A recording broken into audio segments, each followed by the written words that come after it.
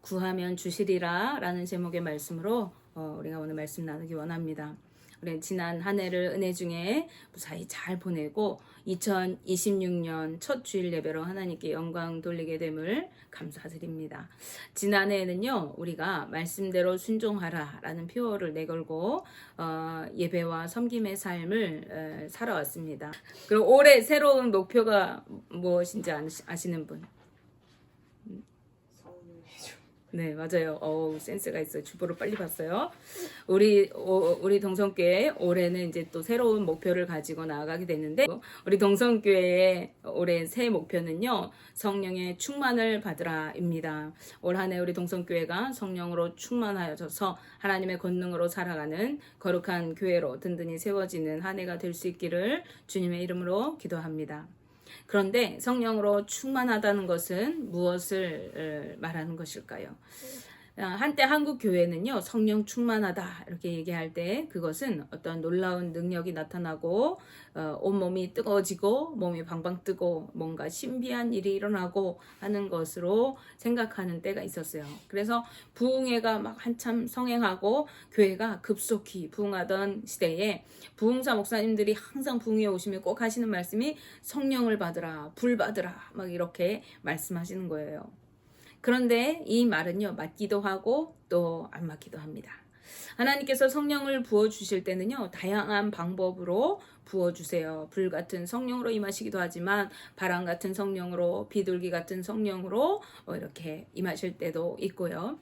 또 성령의 능력이 부어진 사람들에게 나타나는 현상들도 다양하기 때문에 성령의 불 받으라 뭐 이렇게 단정적으로 얘기하는 것은 조금 어폐가 있습니다. 어떤 사람들에게는 여러 가지 다양한 은사들이 나타나기도 하지만은 그렇지 않은 분들도 있을 수가 있기 때문에 그렇습니다. 그러면 성령에 대해서 단편적으로 말하는 것이 조금 부족한 면이 있다면 왜 그렇게 단편적으로 이야기하면 안 되는가? 우리가 그 이유를 먼저 생각해 보면요. 첫째로 성령님은 어떤 은사나 능력의 도구로 여겨지는 것이 아니라 인격적인 분이시기 때문에 그래요. 그래서 성령 하나님은 성부 하나님, 성자 예수님과 함께 삼위일체이신 하나님의 한 위격이십니다. 거룩한 영인 이 성령은요, 하나님의 영이시고 예수님의 영이신 거예요. 지난 시간에 살펴보았듯이 하나님께서는 말세에 내 영을 만민에게 부어주시겠다 이렇게 말씀하셨어요. 즉 우리에게 하나님의 영이신 성령님을 부어주신다는 거예요. 따라서 성령님은 우리가 좌지우지할 수 있는 그러한 영이 아니신 것입니다. 둘째로 우리가 성령님을 단편적으로 얘기하면 안 되는 이유는요, 성령이 충만할 때 은사가 나타나기도 하지만 또 성령은 은사만을 위한 영이 아니시기 때문에 그렇습니다. 성령이 임하시면 반드시 은사가 나타나야 된다. 은사가 안 임하면은 성령이 아니다. 이렇게 말할 수가 없다는 것이죠. 성령 하나님은 권능으로 임하시고 또 그분은요, 권능으로 임하시기도 하지만 지혜의 영이시고 계시의 영이시고 보혜사이시고 중보자이시고 위로자가 되시고 변호사이시고 또 심판자가 되시는 분이십니다. 예수님께서는 성령이 오시면 죄에 대하여 의에 대하여 세상을 심판하신다 이렇게 말씀하셨어요. 그리고 성도들을 진리 가운데로 인도하셔서 진리를 알게 하시고 진리 가운데로 인도하여 주실 것이라고 말씀하셨어요. 그리고 장래일을 알게 하신다 이렇게 말씀하십니다. 장래에 이루어질 일들에 대해서 성령 하나님이 알게 하신다고 말씀하세요. 요한복음 16장 13절 14절 말씀입니다. 그러나 진리의 성령이 오시면 그가 너희를 모든 진리 가운데로 인도하시리니 그가 스스로 말하지 않고 오직 들은 것을 말하며 장래일을 너희에게 알리시리라. 그가 영광을 나타내리니 내 것을 가지고 너희에게 알리시겠습니다 라고 말씀합니다. 아멘. 성령이 오시면 복음이신 예수 그리스도를 알게 하시고 예수님의 뒤를 따르도록 우리를 인도하신다는 거예요. 즉 우리로 진리를 알고 진리 가운데 거하도록 하신다고 말씀하십니다. 이해하십니까? 예수님께서는요, 성령이 오시게 되면 너희가 능력을 행할 것이다. 놀라운 은사가 나타날 것이다. 이렇게 말씀하시지 않으시고 너희를 진리 가운데로 인도하고 장래의 일을, 영생의 일을, 영원한 새 나라, 천국에 대한 일을 알게 하시고 예수 그리스도의 복음을 알게 하실 것이라고 말씀하셨어요. 따라서 성령으로 충만하게 될 때 가장 두드러지게 나타나는 특징이 뭔가 하면은요, 예수 그리스도를 온전히 알고 믿게 된다는 거예요. 즉 복음의 말씀이 믿어지고 그 말씀대로 살아가게 된다는 것입니다. 그래, 그 성령의 충만함을 입을 때 우리는 그 복음의 말씀을 따라서 살아가면서 믿음의 삶을 살아가게 된다는 거죠. 자, 셋째로요. 성령이 오시는 목적은 우리로 신비한 체험을 하게 하시는 것이 아니라 우리로 거룩한 하나님 나라를 이루게 하시기 위한 것이기 때문에 그렇습니다. 우리가 성령으로 부어져서 충만해야 하는 궁극적인 이유는요, 예수 그리스도를 알고 믿고 그리고 믿음 안에서 살아가게 하는 것이고, 말씀대로 순종하며 하나님의 뜻을 이루는 삶으로 하나님의 통치를 받으며 하나님 나라의 백성으로 살게 하시기 위한 것이에요. 그리고 그런 우리의 삶을 통해서 복음이 나타나고 우리의 입술로 복음을 전하는 복음의 증인으로 살아가게 하시기 위한 것입니다. 오직 성령의 권능을 받아야만 우리는 온 천하에 다니며 만민에게 복음을 전할 수가 있는 것입니다. 그렇다면 성령의 은사는 어떻게 되는 것입니까? 성령의 은사는 없는 것입니까? 그건 잘못된 것입니까? 그렇지 않습니다. 은사는 성령의 능력을 받은 표징인 것이에요. 하나님의 영인 성령이 임하시고 우리가 진리 안에서 행하면서 예수 그리스도의 이름의 권세를 받은 자로 살아가게 됩니다.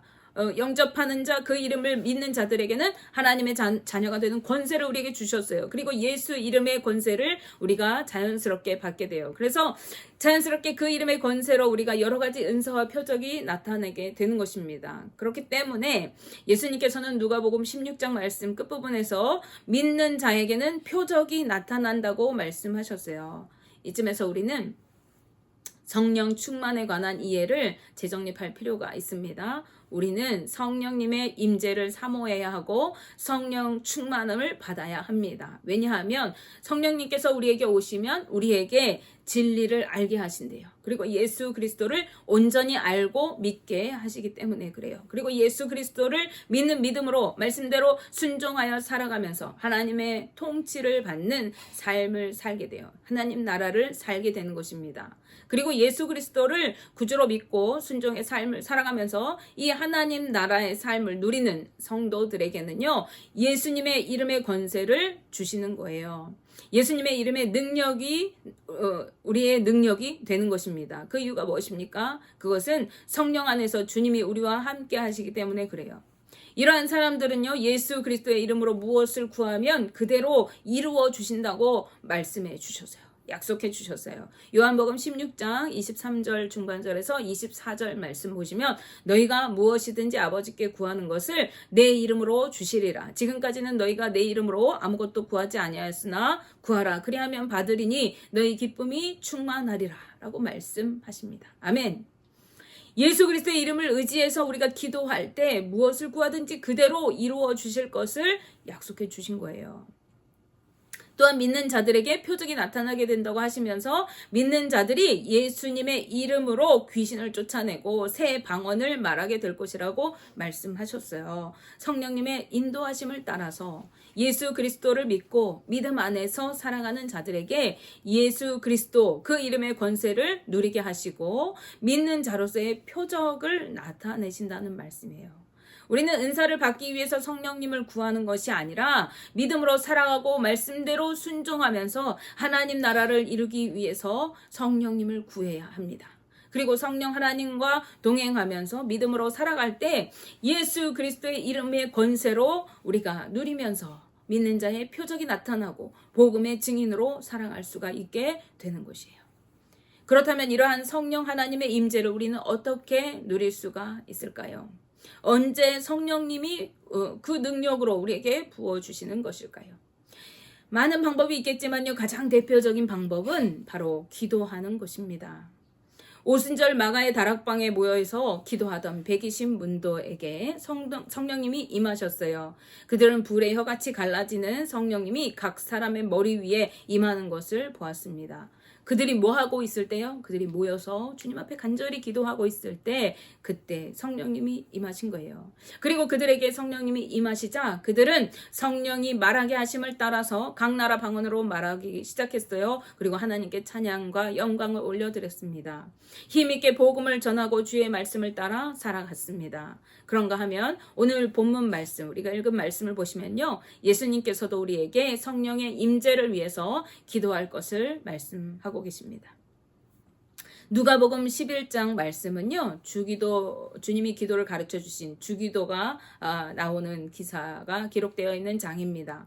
예수님께서 이제 한적한 곳에서 습관을 쫓아서 이제 기도를 하셨어요. 그래 기도를 막 마치고 일어나셨을 때 제자 중에 한 명이 예수님께 말합니다. 주님, 요한은 자기 제자들에게 어떻게 기도해야 하는지 그 방법을 알려주었다고 합니다. 우리에게도 기도하는 걸 좀 알려주세요. 이렇게 말합니다. 그러자 예수님께서는 너희는 이렇게 기도하라고 말씀하시면서 기도를 알려주셨어요. 이것을 주님이 가르쳐 주신 기도라 해서 우리가 주기도라고 부르고 교회에서 오늘날에까지 널리 사용하게 되어졌습니다. 그 내용이 무엇입니까? 여러분이 다 아시겠지만 말씀을 한번 보실까요? 누가복음 11장 2절에서 4절 말씀입니다. 예수께서 이르시되 너희는 기도할 때에 이렇게 기도하라. 아버지여, 이름이 거룩히 여김을 받으시오며 나라가 임하시오며 우리에게 날마다 일용할 양식을 주시옵고 우리가 우리에게 죄 지은 모든 사람을 용서하오니 우리 죄도 사하여 주시옵고 우리를 시험에 들게 하지 마시옵소서 하라. 아멘. 마태복음하고 조금 내용이 약간 다를 수 있지만요. 이 누가복음에서 말하고 있는 것은 뭐예요? 이 예수님께서 말씀하신 것은 기도의 내용에 관한 말씀입니다. 기도의 내용을 이렇게 기도해라. 그런데 이 주기도의 핵심 내용이 무엇입니까? 한마디로 요약하면요. 그것은 하나님 나라입니다. 주님을 믿는 성도들은요, 하나님의 자녀가 되는 권세를 누리게 된 자들이라고 말씀드렸죠. 여호와 하나님을 아버지로 모시고 사는 자들인 것입니다. 그래서 아버지여라고 부릅니다.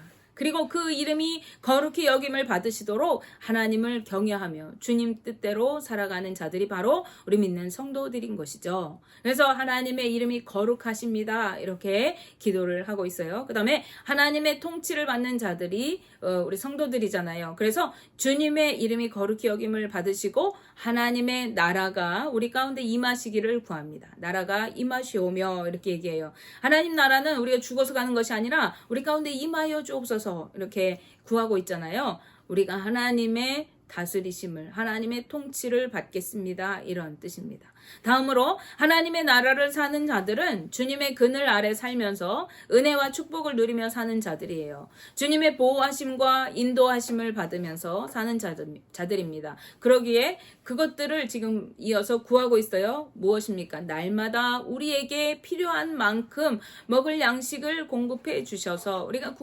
궁핍하지 않게 가난과 기근으로 시달리지 않게 우리를 보호해 주십시오. 또한 우리가 서로 용서하며 살겠습니다. 그러니 하나님께서도 우리 죄를 용서해 주십시오. 우리가 주님의 말씀을 따라서 사랑과 긍휼과 자비를 베풀면서 살겠습니다. 말씀대로 순종하여 살겠습니다. 그러니 하나님께서도 우리 죄를 심판하시고 징계하지 마시고 우리를 긍휼과 자비를 베푸셔서 용서해 주십시오. 이렇게 구하고 있어요. 그리고 마지막 뭡니까? 우리를 지키시고 보호해 주셔서 우리가 시험에 들지 않도록 해주시고 오직 주님 안에 살아가게 해주십시오 라고 기도하는 것입니다.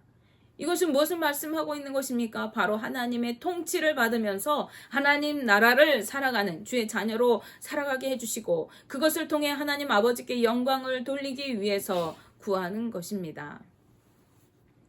기도의 내용이 뭐라고요? 하나님 나라. 하나님 나라가 우리 가운데 임하여 주시고 우리가 하나님의 통치를 받으면서 하나님의 축복과 은혜와 보호하심 속에 믿음으로 살아가게 해주시기를 구하라는 것이죠. 그리고 이어서 예수님께서는요, 기도의 자세에 대해서도 말씀하세요. 비유를 들어서 말씀하고 있습니다. 어떤 자세로 우리가 기도해야 한다고 하시는가 하면요, 간절한 마음으로 기도하라고 하십니다. 누가복음 11장 8절 말씀. 내가 너희에게 말하노니 비록 벗됨으로 인하여는 일어나서 주지 아니할지라도 그 간청함을 인하여 일어나 그 요구대로 주리라 라고 말씀합니다. 어떤 사람이 집에 손님이 찾아왔어요, 밤중에. 근데 먹을 것이 없는 거예요. 그래서 친구한테 막 달려가가지고 문을 막 두들리면서 우리 집에 지금 급하게 친구가 왔는데 먹을 것이 없어서 그러니까 조금 먹을 것 좀 주라고 이렇게 얘기한다는 것이죠. 근데 그 다급한 상황이니까 이 얼마나 절박한 마음으로 친구에게 요구했겠어요. 그런데 친구라서 주는 것이 아니라 그 절박한 간청 때문에 그 사람이 밤에 자리를 털고 일어나서 식량을 내어준다. 이렇게 비유로 말씀하시면서 너희가 기도할 때 간절히 기도해라. 간절히 청하는 그 친구에게 청하는 그 모습처럼 너희도 그렇게 구하라. 이렇게 얘기하는 것입니다.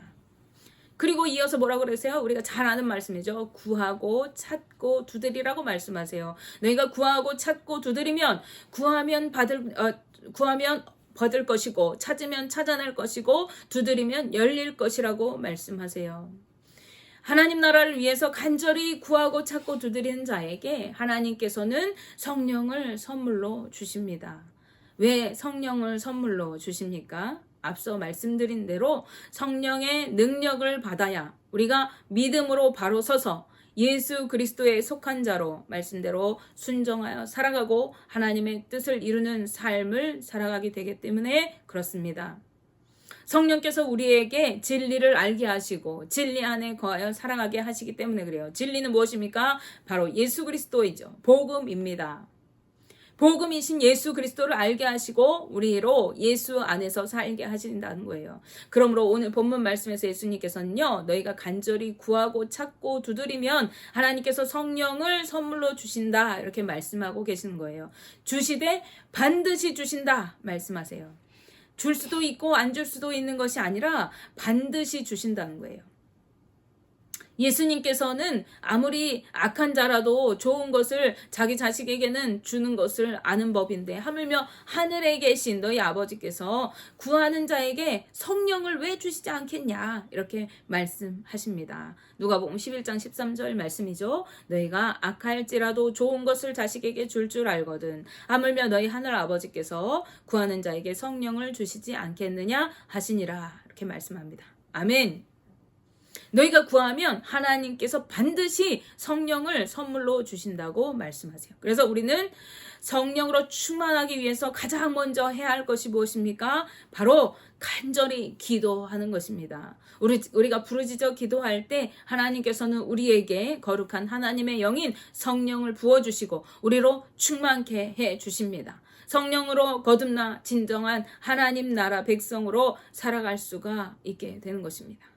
원하기는 올 한 해 우리 동산교회의 모든 성도님들이 뜨겁게 기도하고 성령의 능력으로 충만해져서 거룩한 하나님의 나라를 이루고 성령의 능력으로 힘있게 승리의 삶을 살아가는 그러한 한 해가 되실 수 있기를 주님의 이름으로 축복하며 기도합니다. 기도하겠습니다.